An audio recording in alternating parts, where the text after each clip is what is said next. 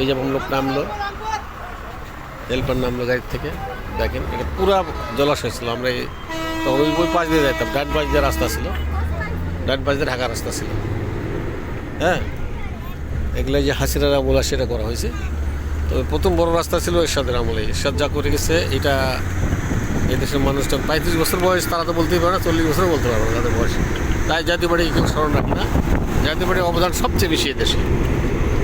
শিক্ষা দীক্ষা, school college varsity, চাকরি, ব্যাংক, বিমা সহজে হয়েছে। এবং চাকরিজীবীদের জন্য বেতন পেনশন। মাদ্রাসা তো আগে মনে করেন আগে কোনো বেতন হইতো না, শুধু পাঠদান অনুমতি ছিল, একটু একটা মাদ্রাসা ব্যতীত। আর হাই স্কুলে ওইরকম ছিল 3 মাস পর পর একটা করে বেতন, তো সামান্য কয়েক টাকা বেতন দিত, যাদের সংসার চলতো না। উনি চাকরি করতেন, উনি বসতেন, সেনাপ্রধানও ছিলেন। হ্যাঁ, পাকিস্তান আমলে চাকরি করছেন, দেশের পরিস্থিতি দেখে আসছেন, মানুষের জীবনযাত্রার মান কীরকম, যার কারণে উনি অনেক নিয়ে গেছেন।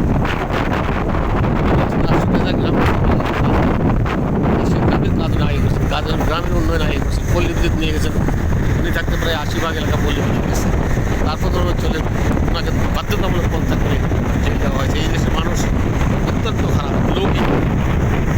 এই রাজনীতিবিদরা সবচেয়ে লোভী। এরা যে এখন মারামারি হানাহানি করতেছে না, এই লোভের কোনো দেওয়া যাবে। দেখেন হয়তো দোষ দেওয়া হচ্ছে আওয়ামী লীগের, হইতে পারে আওয়ামী লীগের তাকে বিএনপিতে জানিয়ে নিচ্ছে, বা বিএনপি বসে বলছে, বা জামাতে টাকা পয়সা দিয়ে তাকে মারে ফেলা হচ্ছে, হাত দিয়ে লোকের সরাই দিলে দুই টাকা অন্য দলের আসন ফেরি হবে, তখন তারা পাশ করবে, কোনো তার জমি কষ্ট করবে, রাষ্ট্রের টাকা চুরি করে মারি করে সদ উদ্দেশ্য ওরা মনে করে এটা হালাল, ওটা জাতি হবে কাজে অন্য কোনো কাজ করে। ঠিক আছে, দেখেন রাজনীতিবিদরা এই যে আন্দোলন করলো, তাদের ছেলেমেয়েকে মারছে, ছেলেমেয়েকে মারা যখন সামনে দিছে, বা রাজনীতির হাত পা ভাঙছে না, আর হয়েছে গরিব মানুষের ছেলেমেয়ে করে কী হলো, তাদের পাকিস্তান দিবে রাষ্ট্র। কেন রাষ্ট্র দিবে? রাষ্ট্র কেন দিবে? রাষ্ট্র পাঠাইছিল, রাষ্ট্রকে পাঠাইছিল তাকে যুদ্ধ করার জন্য, তারপর তো রাজনীতি পাঠাইছে। টাকাটা আপনার কম দিয়ে দেবেন, দেশ সেবা করবেন, মানুষের সেবা করবেন। হ্যাঁ, আগে রাজাবাসীরা মানুষের সেবা করছে, রাষ্ট্রের ধন সম্পদ দিলে টাকা ভাড়া দিয়ে মানুষের সাহায্য করছে। আপনারা কী করেন? আপনারা রাষ্ট্রের টাকা চলে যাবে, ঠিক আছে না? এটাই হলো আপনাদের উদ্দেশ্য।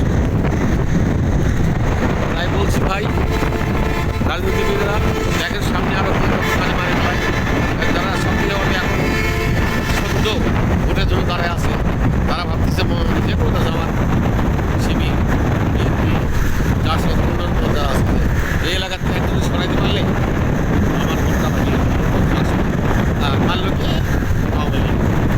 এই মিথ্যা কথা বলে তাদের সাত উদ্ধার করবে ভাই। এই জন্য যা করবেন চিন্তা ভাবনা করে করেন।